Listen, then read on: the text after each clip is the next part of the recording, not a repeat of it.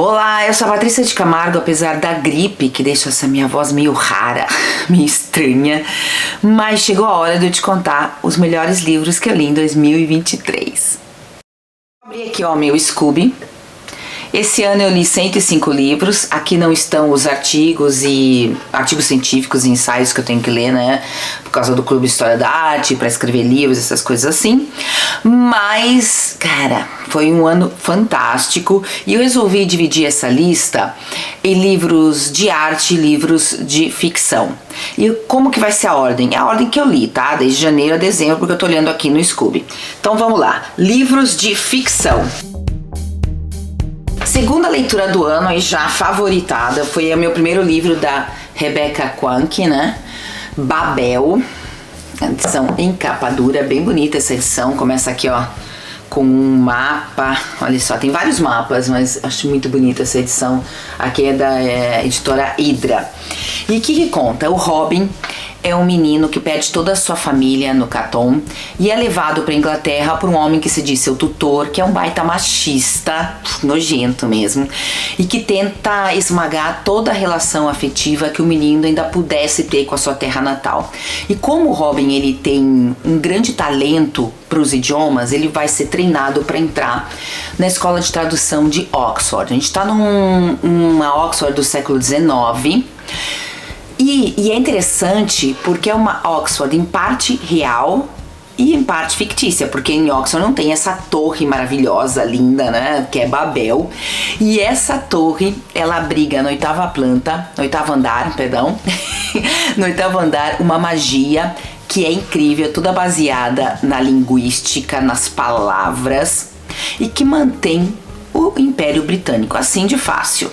E o Robin, pouco a pouco, ele vai percebendo, com a ajuda de ex-alunos da Babel, através também dos seus grandes amigos, o Rami e a Vitória, todos os efeitos e as consequências daquilo que eles fazem aí nessa torre. Então é um livro que fala, é um livro difícil, tá? Apesar de ser fantasia, não é assim, não, é um livro duro, porque ela vai de forma sutil trazendo temas como a escravidão, o colonialismo, a amizade, o machismo, o racismo estrutural, as condições da vida das mulheres aí no século XIX. Fala também da amizade, da dificuldade de ser estrangeiro.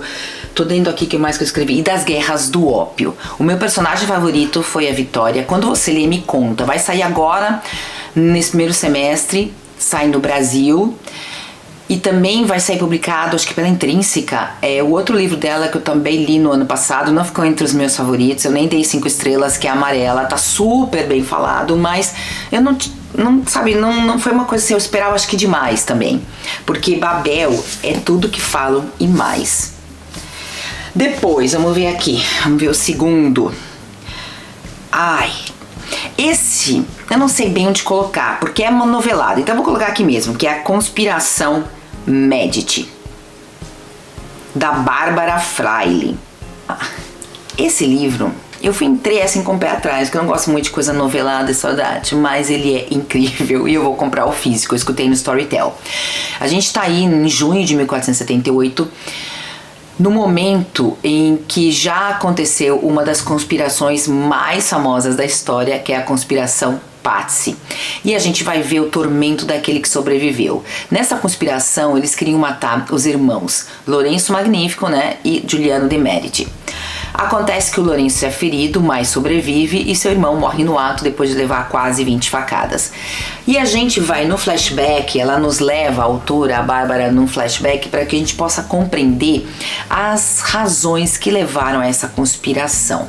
Então ela vai levantando várias hipóteses, e o interessante é que ela é historiadora. Para você ter uma ideia, ela foi uma das consultoras da série dos Medici, aquela série em 3 temporadas que é uma delícia de ver aqui. E ela se baseia em documentos, em ensaios científicos, e tem uma parte novelada, porque ela traz diálogos, e como que a gente sabe o que esses personagens falaram entre si? Então ela vai colocando, né, vai preenchendo da melhor forma essas lacunas, e traz muitos artistas, tanto que o meu personagem favorito é o Botticelli, mas ainda aparecem ou são citados o Michelangelo, o Masaccio, Gentili da Fabriano, Schietta. E também mostra como o Lourenço Magnífico utilizou a arte até como estratégia política, que ele via isso, né? Que hoje as pessoas ainda continuam sem ver. Inclusive eu vou ler para vocês um parágrafo. A arte é uma droga divina para a alma e o coração, mas sobretudo uma medicina que evita a gangrena do conflito político. E aí vem uma leitura de um clássico e que por fim eu consegui ler o livro que está baseado, né, um dos meus filmes favoritos, que é O Vento Levou, da Margaret Mitchell. Eu li esse livro no Clube Porradeiro da Rede Poderosa e foi espetacular, gente. Olha, eu recomendo muito as leituras coletivas que eles fazem, são incríveis. Eles se preparam muito, não trocam as datas, que isso que acontece em muitos clubes e eu não curto, sabe, essa troca de datas, porque você lê as tuas metas, daí trocam de data, daí depois você já esqueceu muitas coisas que você gostaria de discutir naquele debate, e eles não, eles sempre mantêm as datas, trazem às vezes materiais que vão ajudar ou ampliar a nossa discussão, por isso recomendo demais. E o que a gente tem aqui, né? Scarlett O'Hara, a gente começa a acompanhar ela tem 16 anos, o livro, no primeiro capítulo nós estamos numa festa sulina, e vamos seguir esse personagem até a vida adulta. Só que por meio tem uma guerra civil, a Guerra de Secessão dos Estados Unidos, que aconteceu entre 1861 e 1865. E o interessante é que nós vamos ter a perspectiva dos perdedores da guerra. O livro tem problemas? Tem. Ele foi escrito há muito tempo, eu sei que a gente não pode retirar a culpa, né, de algumas questões, como por exemplo a romantização da escravatura. Sim, existe esse problema, mas vou te falar, a escrita da Margaret Mitchell é de babá. É um novelão do estilo, pra mim, de Guerra e Paz, do Tolstói. Então recomendo demais. Meu personagem, apesar de ter sombras e ser odioso, meu personagem favorito é a Scarlett O'Hara, pela toda a construção mesmo que a Margaret Mitchell faz. Vamos agora de comédia romântica de uma best-seller, isso mesmo, é uma best-seller espanhola, Alice Kelly. Esse não é o nome real, é o nome que ela usa, fictício, para as suas obras. Eu já li muita coisa dela e esse é o meu favorito da autora, até um pouquinho diferente. Ela normalmente escreve calhamaço e essa é uma novela curta e que está ambientada em Valência, em dois momentos, 1980 e 2018, e nós temos personagens mais maduros.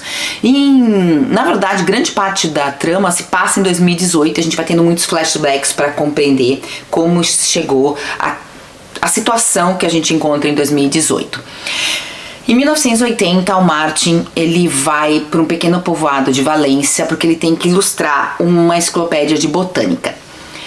E ele já é um homem casado, tem filhos, só que acontece, não lembro se aí ele já tem os filhos ou vai ter depois, mas ele já é casado. Eu acho que ele já tem filho sim, pequeno. Acontece que passa algo inesperado. Ele se apaixona loucamente por um outro homem, o Isaac. E aí a gente vai para 2018. O que será que aconteceu?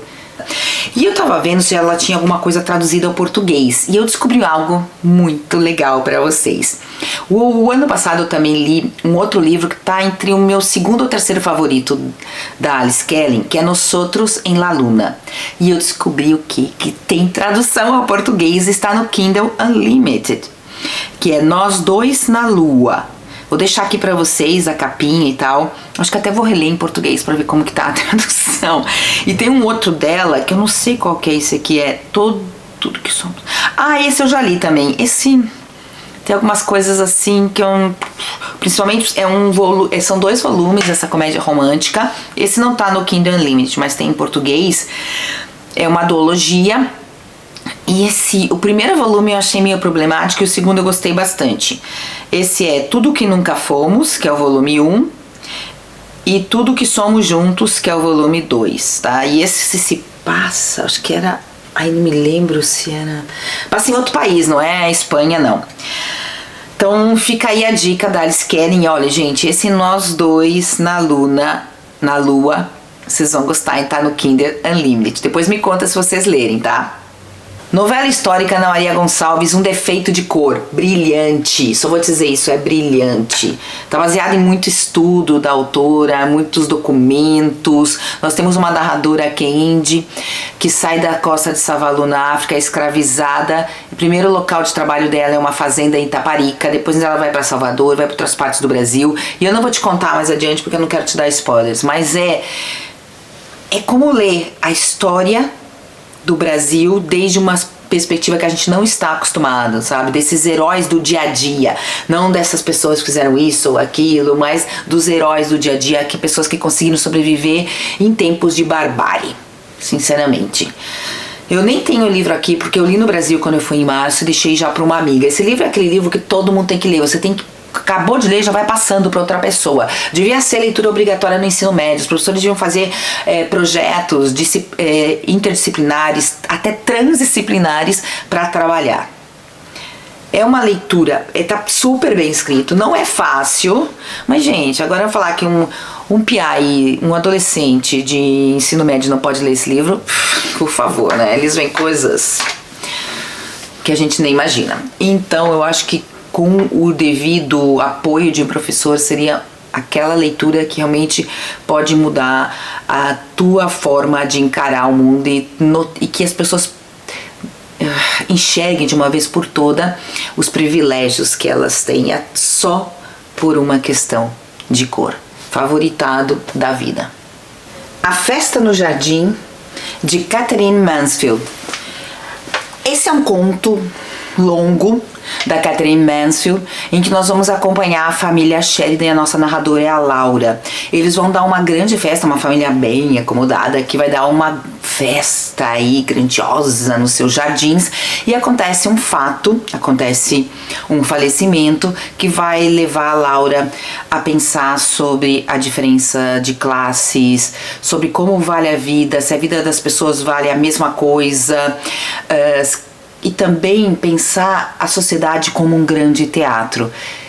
Não sei, é uma coisa incrível, é complicado explicar quão maravilhoso é esse conto. E eu acabo de descobrir que ele está no livro publicado pela Antofágica, que reúne 5 contos da Katherine Mansfield, que é o Êxtase. E, aliás, esse livro está também no Kindle Unlimited. Se você está pensando em assinar, eu vou deixar aqui o link para você assinar com meus afiliados e daí eu recebo uma comissão, tá? Mas se você não quiser, também não tem problema nenhum. Gente, se você quiser comprar o e-book, tá R$ 9,90 e são 5 contos. E só esse já vale mais, sabe? E só esse já vale a tua compra, juro. Por isso que a Virginia Woolf dizia que era a única pessoa que ela tinha inveja da escrita era a Katherine Mansfield, porque realmente, que escrita. E uma coisa, eu não sou uma pessoa que lê muito conto não, tá? Eu não consigo me envolver com histórias tão curtas, eu fiquei abismada. Tem até uma outra história curta que daqui a pouco aparece aqui nas leituras dos melhores do ano. Vamos pro próximo. Novela contemporânea de Ian McKean. Não é Reparação. Eu já li Reparação e não foi pra mim tudo que dizem. Mas acho que também porque eu entrei com altas expectativas. Não, eu não tinha visto o filme tão pouco. E ainda não vi.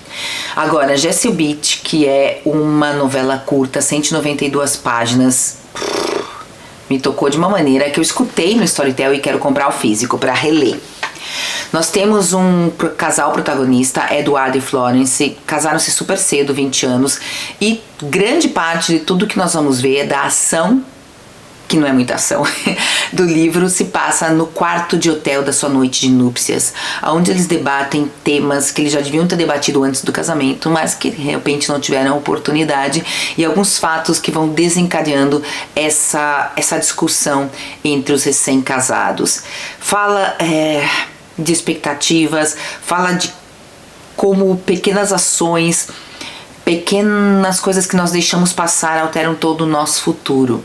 É um primor de novela. Eu sei que tem gente que fala, não acontece nada. Realmente não acontece nada, é a vida como ela é. Que a vida tampouco é um vídeo de um Reels de Instagram, né? Então eu gosto desses debates em que tocam, não sei, me tocou minha alma. até agora, de todos que eu li do Ian McEwan, é meu favorito. Para outro? Vamos lá. Deixa eu olhar aqui qual foi o próximo. Loucos por Livros. Eu sei que tem muita gente que odeia, mas eu acho interessante como ela própria ri no livro dos clichês das comédias, das novelas românticas. Nós vamos ter... Só que ela não cai nesses clichês, por exemplo, no final. O final do livro não é de clichê total, e vocês vão entender, vão compreender, não vou dar spoiler nenhum. Nós vamos ter aí um agente literário, uma agente literária e um editor de livros, que estão em Nova York e por algumas razões do destino vão acabar se encontrando num pequeno povoado norte-americano onde vai se desenvolver 80% da história, 85% da história. Mas eu achei incrível, não sei, eu não leio muito comédia romântica, nada, então acho que é por isso também me surpreendi tanto. Por essa coisa dela ter esse olhar de ter esse olhar crítico, sarcástico sobre o gênero que ela mesma está escrevendo. Gostei pra caramba. Depois, como eu já comentei, li outros dela e também gostei de todos que eu li. Não teve nenhuma exceção, não teve nenhum que eu falei, não gostei. Só que esse continua sendo meu favorito. Não sei se foi pelo primeiro, pela temática mesmo que ele vai tratar. Eu li no Kindle Unlimited, não é uma propaganda, tá, gente? Eu li em português, acho que... Deixa eu ver qual que é a editora em português desse livro, espera aí que eu quero falar, é a Vênus, saiu em 2023, ele tem 434 páginas. Esse livro, eles encaixam aí também em novela romântica e tal, mas o romance em si, pra mim, não é o que vai vertebrar o livro. Lições de Química eu escutei, mas não no Storytel. Na biblioteca aqui de Las Palmas de Gran Canaria também tem uma aplicação que você pode escutar audiolivros. E eu também queria comprar o físico, porque eu gostei demais. É da Bonnie Garmus. No Brasil, ele saiu pela Leia em 2022, 464 páginas. Toda mulher devia ler, não só as mulheres, mas também os homens, para entender como é difícil ser mulher nesse mundo. Ainda mais se a gente retomar aí, a gente pensar em 70 anos atrás, porque esse livro começa nos anos 50, acho que 1950, se tô equivocada. Início dos anos 60.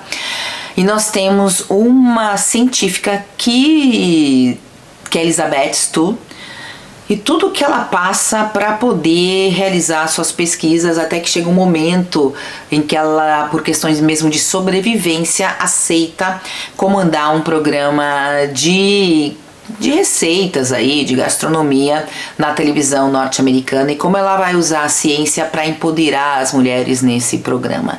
Como a missão dela é esse empoderamento, e como através do conhecimento a gente pode empoderar as pessoas numa era em que o conhecimento está tão sendo deixado de lado, que as pessoas pensam que podem roubar tudo que as outras produzem através, só que de uma forma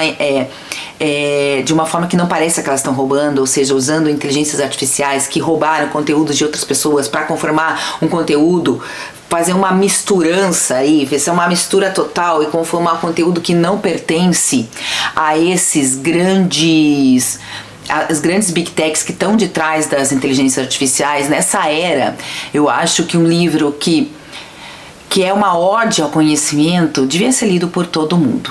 Novela italiana La Malnascida, o que seria, né, A Malnascida, de Beatrice Salvioni, saiu aqui pela Lume em 2023, 256 páginas. Eu li pelo e-book na biblioteca também de Gran Canaria. Vocês estão vendo que parece que tem uma maldição. Os meus livros favoritos, a maioria eu peguei o da biblioteca, eu emprestei da biblioteca, ou eu escutei no Storytel, ou eu peguei no Kindle Unlimited. Gente... E quando eu compro, isso não acontece? Não, acho que só tem mais um que eu comprei, mas que eu comprei depois que eu li também no Storytel, ok? Então vamos lá, A Malnascida, nós estamos começa em 1936, estamos em Monza, na Itália, e é uma história com muita violência e medo. E para entender como a gente chegou nesse ponto da história, ela retrocede a 1935 para contar como nasce a amizade entre duas meninas que vivem em lados opostos da cidade, que é a Francesca e a Madalena. A Madalena, ela é uma menina pobre, enquanto a Francesca vem de uma família acomodada, mas que grande parte do que essa família tem e para que ela mantenha o que ela tem depende das amizades com nomes ligados ao fascismo, tá? É uma daquelas amizades que parecem impossíveis, sabe? Que é impossível que nasça uma amizade dessas duas pessoas tão diferentes. Mas é o carinho que uma tem pela outra que dá força para que elas sobrevivam nessa cidade que eu acredito que representa muitas das pequenas cidades italianas naquele período aí horroroso do fascismo. Me lembra um pouco a pegada assim, Helena Ferrante, tá? É uma história dura. Em poucas páginas a gente consegue compreender esse período aí tão complicado, né, da história italiana. Prêmio Nobel no pedaço, Toni Morrison com duas amigas, um recitativo, uma novela de 1983 que foi republicada nos Estados Unidos em 2022 com um epílogo, não sei se era acho que era um prólogo da Zadie Smith, e aqui na Espanha em 2023. Ainda não está em português, mas se você lê em inglês ou espanhol, deve estar em outros idiomas, por favor, leia. Foi meu primeiro livro da Toni Morrison e agora eu tô pensando em ler as novelas que não são tão curtas, porque essa é bem curtinha, tá? Eu tô pensando em ler em ordem da escrita dela, porque sério, fiquei fascinada da forma que essa mulher escreve. Chorei pacas, uma novela curtíssima. Nós temos aqui duas personagens, tá? A Roberta e a Tinla. Elas se encontram num centro de acolhida, né? Num centro onde recebem menores. Então, com 8 anos elas se encontram e depois, na idade adulta, elas voltam a se encontrar. Só que eu até escrevi aqui no Scooby que é uma coisa incrível que ela faz com a gente. É um relato, não tem realmente um fim, mas eu escrevi isso, né? Ela joga com a gente de um jeito louco. Ela nos faz ver como mesmo aqueles que não se consideram racistas são filhos de um sistema baseado no binário, na divisão entre significantes e insignificantes, aqueles que valem alguma coisa e aqueles que a sociedade diz que não valem nada. Ou entre aqueles que importam e os que não importam, né? Que é outra forma de dizer. E como concedemos importância por critérios aleatórios, por que não dizer ridículos? Nabokov, Desespero. Eu li aqui em espanhol, esse eu tenho físico, porque eu estou lendo todas as novelas do Nabokov em ordem de escrita. E Desesperação ainda é uma das novelas russas que ele escreveu em 1932. Foi publicada a partir de 1934 em capítulos numa revista de Paris, pensada, né, para os imigrantes russos, e em 1933 publicado em formato de livro. Cara, é louca demais. Nós temos um protagonista que também é o narrador, o Herman, 36 anos, narcisista, dono de uma espécie de fábrica de chocolate, casado com a Lídia, que numa viagem de trabalho a Praga, 80% da novela se passa em Berlim, mas tem algumas coisas que passam fora. Quando ele vai à Praga, ele acredita que encontrou o seu duplo, né? Essa coisa do duplo é tão forte nas novelas russas. E é o Félix. E a partir desse encontro, ele vai armar um plano para mudar toda a sua vida. E vira uma obsessão para ele, esse duplo. E o mais legal para mim, além desse tema do duplo, é que... O que eu quero dizer que é uma novela louca? Que é super experimental. Além de te contar a história, o Herman também te fala do processo de escrita do livro. Ele te dá bronca, sim, ele te dá bronca. Ele fala com o leitor e te fala assim: você deixa de ser biblioteiro, você tá querendo saber isso? Não chegou a hora de você saber isso ainda. Ele cria pequenas bolhas com realidades paralelas, discute literatura, fala muito de Dostoiévski, Turgenev, do Pushkin. Também tem um capítulo que ele cria 3 inícios e te diz por que os 2 primeiros eram ruins. Assim, é desse nível.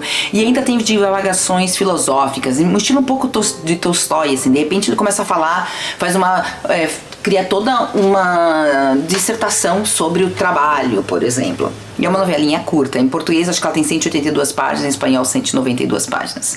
Então tudo isso acontece nessa novela. E também me chamou a atenção porque ele tem uma cena que ele tá falando aí das casas de Berlim e diz que a maioria das casas ele vê uma gravura horrível que está baseada numa pintura do suíço Böcklin, que é a Ilha dos Mortos, essa pintura aqui, ó. E essa pintura, ela fascinou a Lenin, a Freud, a Munch, a Dalí e o que parece também a Nabokov. E ainda de forma indireta ele fala da Madonna Sistina do Rafael Sanzio. Gente, cada livro que eu leio do Nabokov, um é tão diferente do outro, sério, eu tô fascinada com a leitura, com essa coisa que eu coloquei, esse desafio que eu coloquei pra mim mesma. Esse ano ainda vou ler pelo menos uns 2 ou 3 Nabokovs. Vamos pro próximo. Livro viralizado. Na verdade, quando eu li Fort Wing, eu escutei no Storytel, era um áudio, acho que mexicano, né? Porque por causa do sotaque e tal, porque ainda não tinha saído aqui na Espanha. Deixa eu ver quando que eu li. Peraí, já vou dizer pra você a data que eu li esse livro aqui. Tô vendo no Scooby, deixa eu ver. Eu li em setembro. Li em setembro, eu li em 6 dias, pra você ter uma ideia. E é um livro enorme esse livro, tem 646 páginas. Mas é um livro viciante. E eu não sou muito de fantasia, então eu falei assim, eu quero pegar alguma coisa que saia da minha zona de conforto. Já tinha lido Babel, eu falei, ok e tal. E eu pensava, eu não sabia que ia ser uma série. São 5 livros, parece. Acabou, já saiu aqui já saiu nos Estados Unidos o segundo e vai sair aqui na Espanha agora em fevereiro. Vou mostrar pra vocês que eu comprei o segundo. Eu acabei tão viciada nesse livro que eu comprei, olha aqui, ó, o segundo em inglês, mas como eu já comentei, não sei se eu vou conseguir ler porque é um inglesinho não muito tal, Iron Flame, mas agora dia 21 de fevereiro já sai em espanhol também, então sei, acho que eu vou ler os dois ao mesmo tempo, vamos ver. Mas o negócio é o seguinte, é uma Dark Academy junto com Game of Thrones, não sei, é muito louco esse livro. O romance em si é um romance até meio hot, assim, mas não é o principal do livro. É toda a trama, essa trama política que envolve esse mundo criado pela Rebecca Yarros, que é o legal. Nós temos dragões que conversam telepaticamente com seus cavaleiros. Tem muita gente falando mal, já vi isso naquela fantasia, naquela outra, mas a forma que ela escreve te prende. Já tem pré-venda no Brasil, eu sei que tá preço bem alto, chama Quarta Asa, mas olha, leia. Eu acho que você vai viciar. Literatura mexicana, Línea Negra, Yasmina Barrera.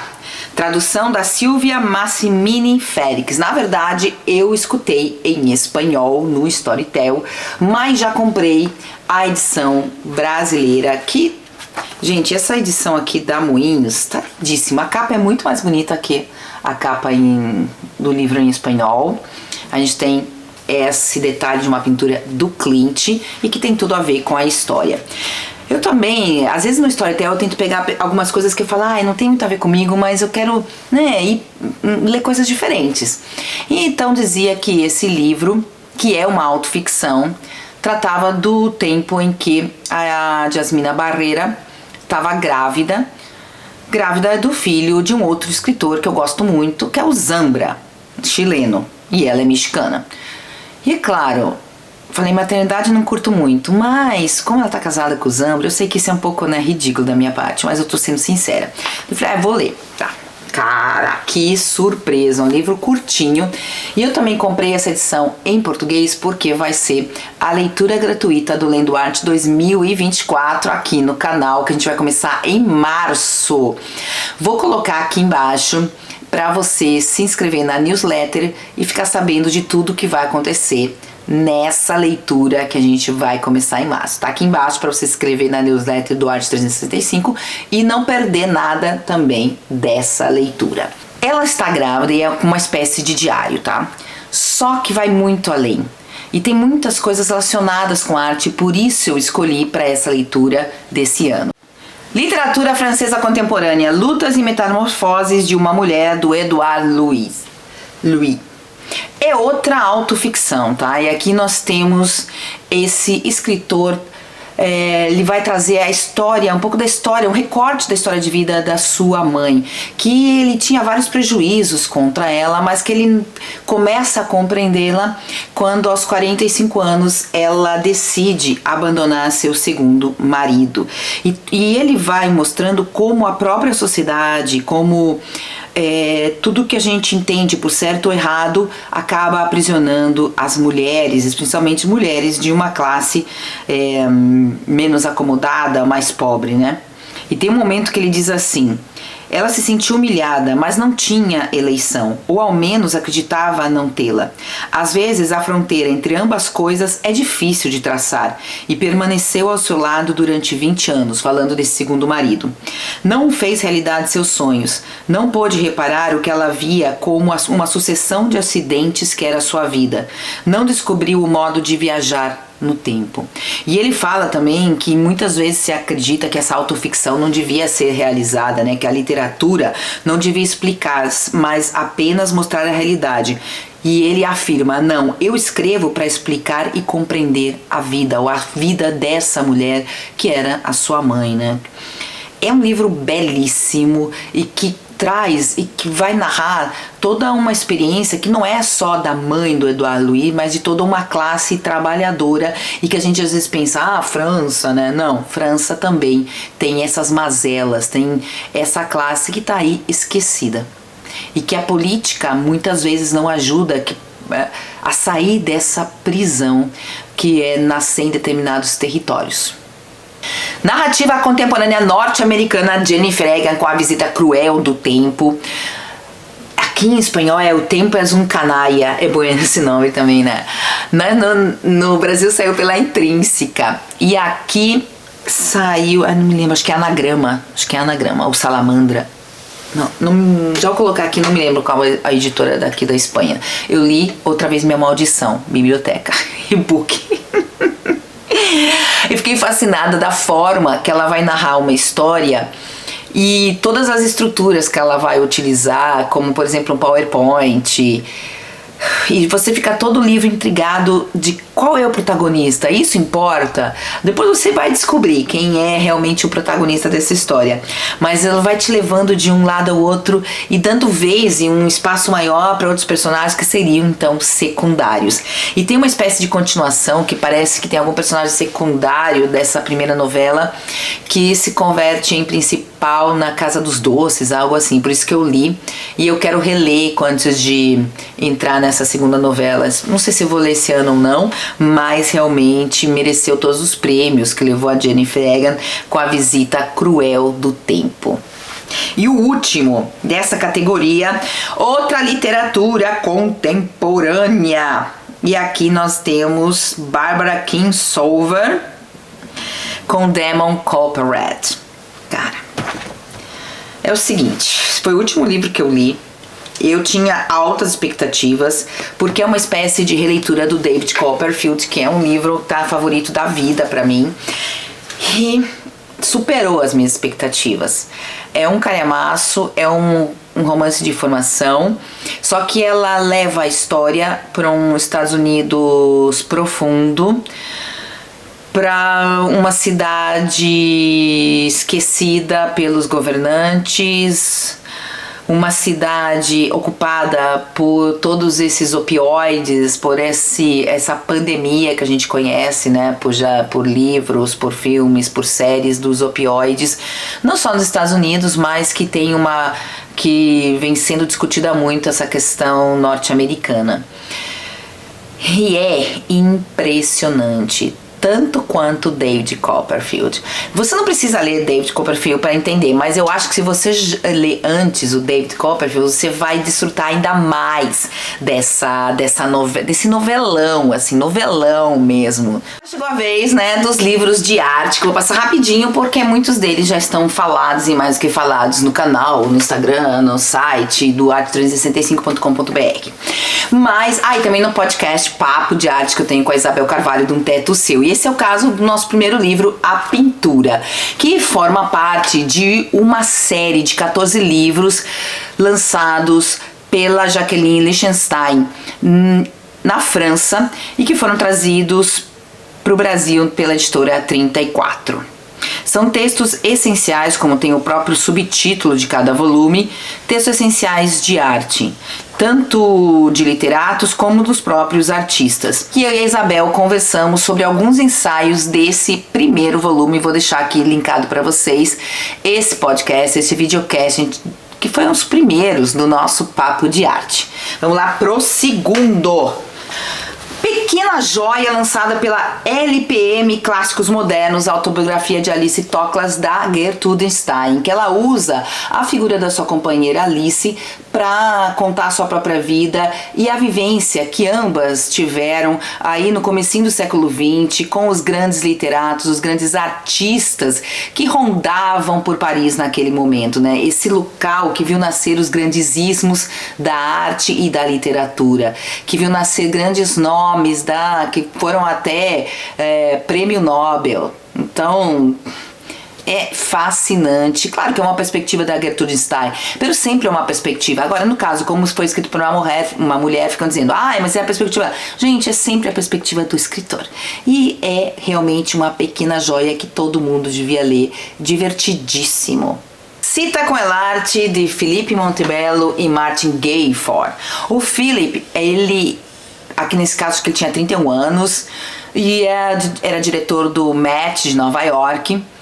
E ele vai encontrar com Martin Gayford, que é um dos escritores que eu adoro, escritor, historiador da arte, muito amigo do David Hockney, com quem ele já escreveu diversos livros. E eles resolvem que eles vão se encontrar em diferentes cidades do mundo, né? Isso é o nosso privilégio, tal, em 6 países.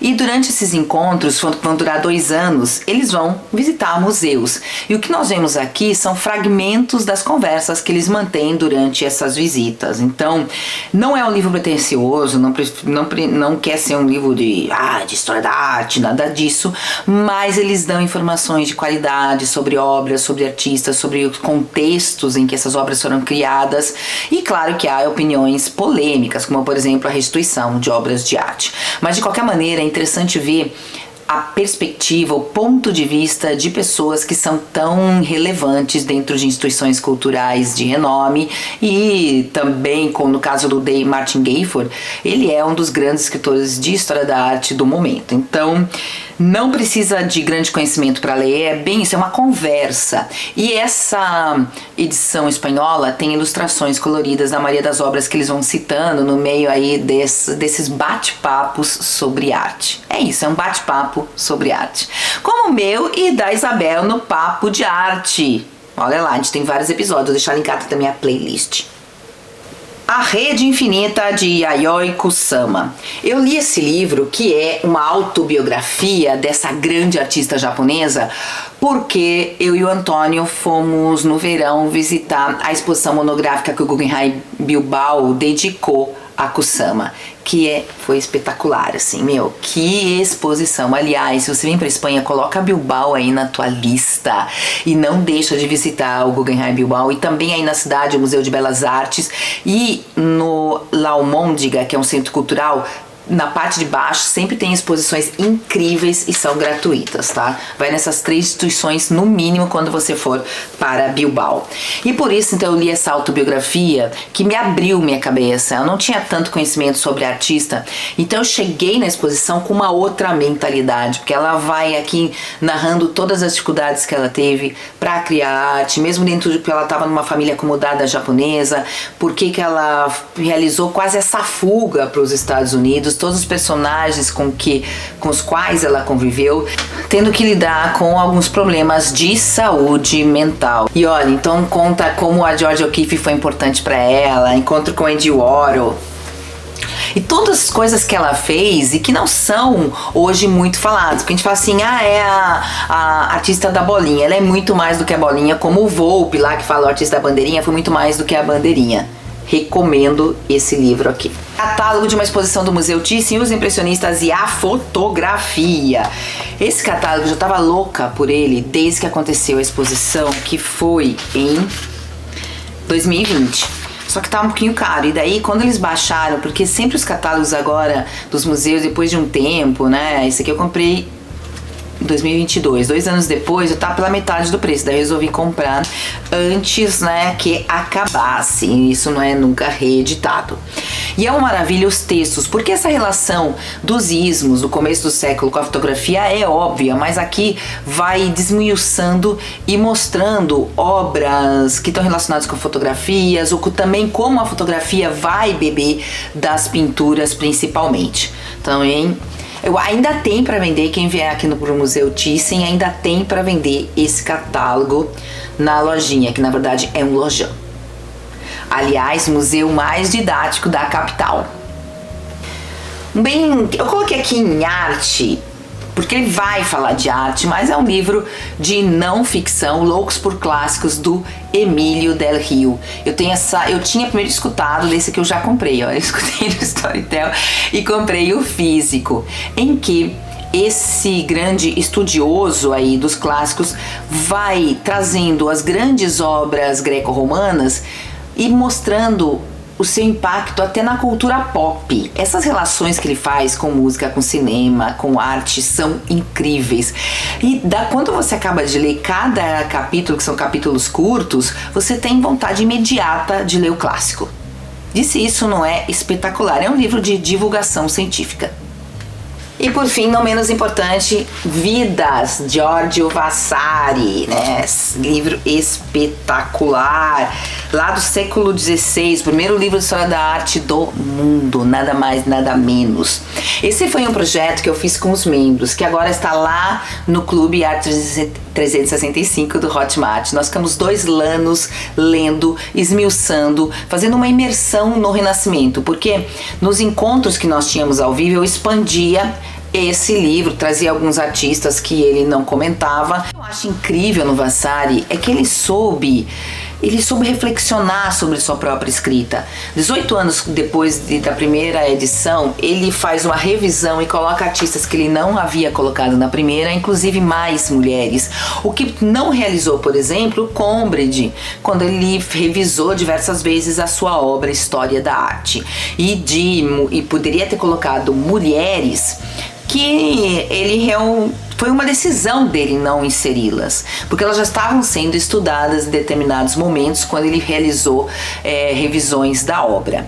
Então eu acho incrível, um cara lá do século XVI teve essa decência de revisar, de reposicionar alguns artistas também dentro da sua obra. É um livro escrito com um sarcasmo, tem partes que você se mata de rir, porque ele também fala do caráter do ponto de vista, principalmente na terceira parte, que é de artistas com os quais ele conviveu.